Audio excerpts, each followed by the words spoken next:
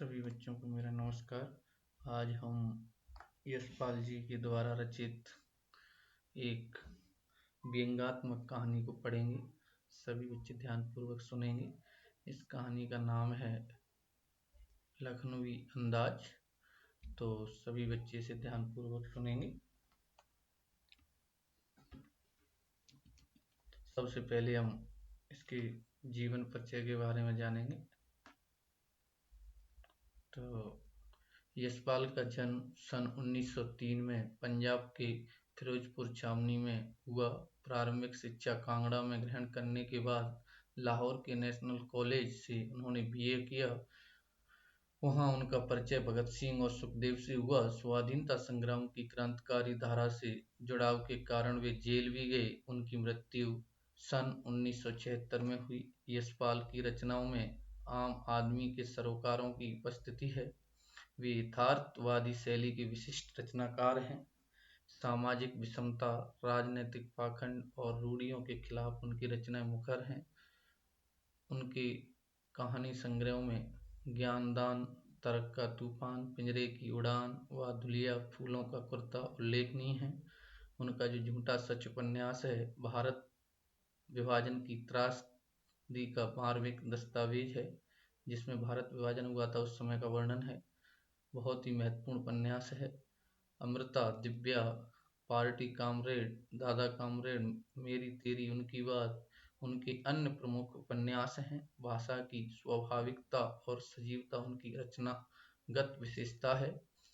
तो इसमें देखेंगे इस एक जो व्यंग्यात्मक कहानी है उनकी लखनवी अंदाज, इसके बारे में पढ़ेंगे।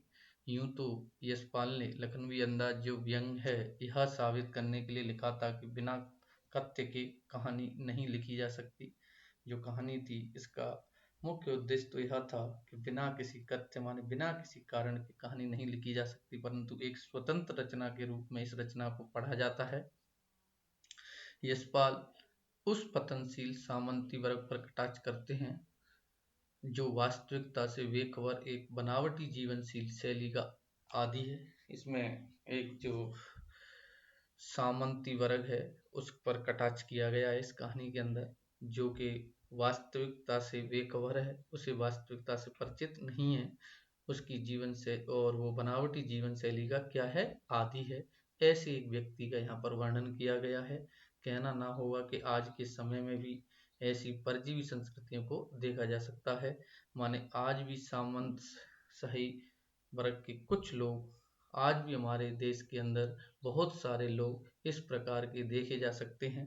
तो ऐसे लोगों की जो इस कहानी में जो ऐसे लोग हैं इनकी जो शान शौकत बनावटी जीवन शैली है, इस पर यशपाल जी ने कटाक्ष किया है। तो इसके बारे में हम पढ़ेंगे किस प्रकार से इस व्यंग में जो बनावटी जीवन शैली है उस पर व्यंग किया गया है।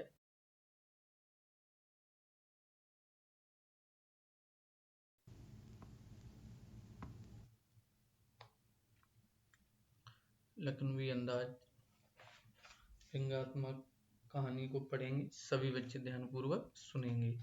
तो ये मुफस्सिल की पैसेंजर ट्रेन चल पड़ने की उतावली में पुकार रही थी। लेखक कह रहा है जो मुफस्सिल एक जो केंद्रीय स्थान है, मुफस्सिल यहाँ से ट्रेनें इधर उधर के लिए चलती हैं। पैसेंजर ट्रेन माने यात्रियों से भरी हुई ट्रेनें चल पड़ने के लिए पुकार माने हॉर्न बजा रही थी, आवाज लगा रही थी। आराम से सेकंड क्लास में जाने के लिए दाम अधिक लगते थे। लेखक कह रहा है कि अगर सेकंड क्लास के डिब्बे में बैठ के जाएंगे आराम से सुविधा के साथ तो उसमें पैसे अधिक लगते थे। दूर तो जाना नहीं था। लेखक कह रहा है कि मुझे दूर नहीं जाना था। भीड़ से बचकर एकांत में नई कहानी के संबंध में सोच सकने और खिड़की से प्राकृतिक दृश्य देख सकने के लिए टिकट सेकंड क्लास का ही ले लिया। लेखक कह रहा है मुझे ज़्यादा दूर नहीं जाना था, लेकिन मुझे भीड़ से बचने के लिए एकांत में अपनी नई कहानी के बारे में मैं कुछ सोच सकूं और उस खिड़की से प्राकृतिक दृश्य को देखने के लिए मैंने सेकंड क्लास का टिकट ले लिया। गाड़ी छूट रही थी माने गाड़ी चलने वाली ही थी। सेकंड क्लास के एक डिब्बे को खाली समझकर जरा दौड़कर उसमें चढ़ गए। लेखक कह रहा है जैसे ही गाड़ी छूट रही थी तो मैंने एक खाली डिब्बा देख के अनुमान लगाया तो उसमें ही मैं चढ़ गया। जरा दौड़कर उसमें चढ़ गया तो हनुमान के प्रतिकूल माने हनुमान के विपरीत वो डिब्बा निर्जन माने नहीं था, माने वो निर्जन माने यहाँ पर खाली नहीं था। मैंने जैसा अनुमान लगाया था कि डिब्बा खाली होगा वैसा खाली नहीं था, उसमें लोग बैठे हुए थे। एक बर्थ पर लखनऊ के नवाबी नस्ल के एक सफेद को सज्जन बहुत सुविधा से पालती मारे बैठे हुए थे।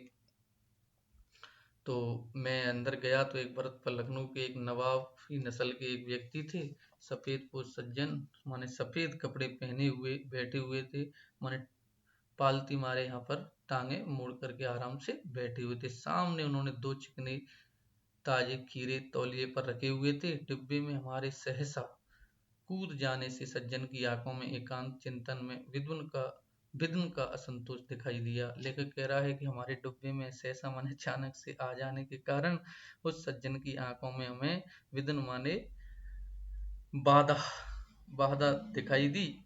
सोचा हो सकता है यह भी कहानी के लिए सूझ की चिंता में हो, या खीरे जैसी अपदार्थ वस्तु का शौक करते देखे जाने के संकोच में। लेखक कह रहा है कि मैंने सोचा कि क्या पता ये भी मेरी तरह एकांत में कहानी के बारे में विचार करने के बारे में सोच रहा हो। और फिर लेखक ने अनुमान लगाया कि ऐसा भी हो सकता है कि खीरे जैसी या पदार्थ माने तुच्छ वस्तु का शौक करते देखे जाने के संकोच में हो। भाई नवाब हैं, बड़े लोग हैं, अगर हम ऐसे लोगों को अगर खीरे खाते हुए जैसी खीरे जैसी तुच्छ चीजें खाती, खीरे तो हम जैसे आम लोग खाते हैं, तो ऐसे क्या पता है नवाब, लेखक कह रहा है क्या पता नवाब ने सोचा हो कि मैं खीरा खा रहा हूँ तो ये लोग कहेंगे यार इतना बड़ा व्यक्ति होकर के खीरे जैसी चीजें खा रहा है, तो आम लोग खाते हैं। तो इस संकोच के कारण हो, इस झिझक में हो, नवाब साहब ने संगति के लिए उत्साह नहीं दिखाया। और जो नवाब साहब थे उन्होंने उनकी संगति माने उसके संगति के लिए माने साथ दोस्ती के लिए उन्होंने उत्साह नहीं दिखाया। तो लेखक समझ गया कि ये लोग हमारे साथ, ये नवाब है जो एकांत में बैठना चाहता है, तो लेखक हमने भी उनसे उनके सामने की बर्थ पर बैठकर आत्मसम्मान से आंखें चुरा ली। तो लेखक कह रहा है मैंने भी उसके नवाब साहब के हाव भाव को देख लिया, तो मैंने भी उनसे अपनी आंखें चुरा ली माने आंखों को मोड़ लिया। ठाली बैठे, लेखक कह रहा है जब ठाली बैठे मैंने बिना काम के जब बैठे रहते हैं तो कल्पना करते रहने की पुरानी आदत थी। लेखक कह रहा है जब मैं बिना काम के बैठे रहता हूँ तो मेरी कल्पना करने की पुरानी आदत थी, सोचने की मेरी पुरानी आदत है। नवाब साहब की असुविधा और संकोच के कारण का अनुमान करने लगे। जो लेखक हैं अब खाली बैठे हुए थे, तो नवाब साहब की जो असुविधा हुई थी, जो संकोच, जो झिझक थी, उसके बारे में वो अनुमान लगाने लगे कि ऐसा क्या है कि जो नवाब साहब हमारे आने से उनको असुविधा हुई और उनको मन में संकोच है। इसके बारे में वो सोचने लगे। कौन? लेखक।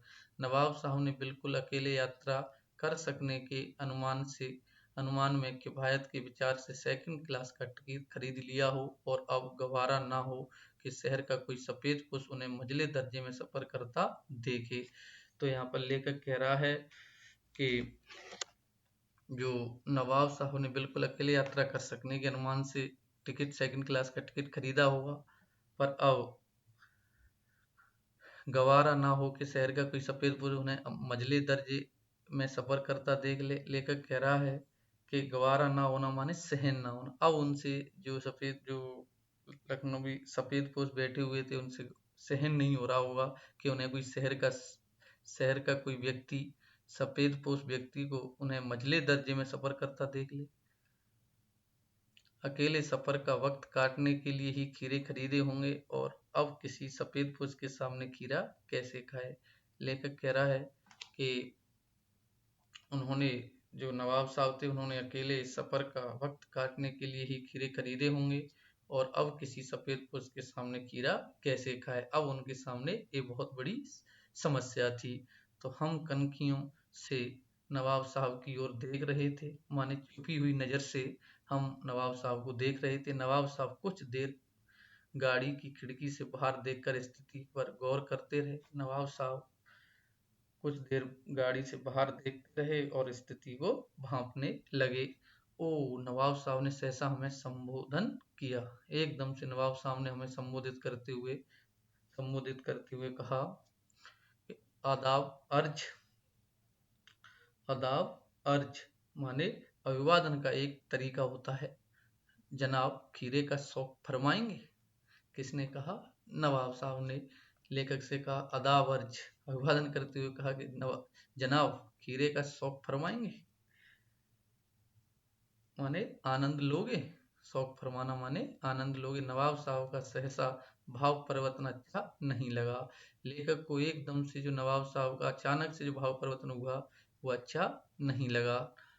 भांप लिया आप शराफत का गुमान बनाए रखने के लिए हमें भी मामूली लोगों की हरकत में लथेड़ लेना चाहते हैं। जवाब दिया शुक्रिया किबला शौक फरमाइए। तो लेखक ने उसको जवाब दिया बस ठीक है साहब, बहुत बहुत धन्यवाद आपका, आप अपना शौक फरमाइए माने आप आनंद लीजिए। धन्यवाद। यहाँ से आगे पढ़ेंगे कल।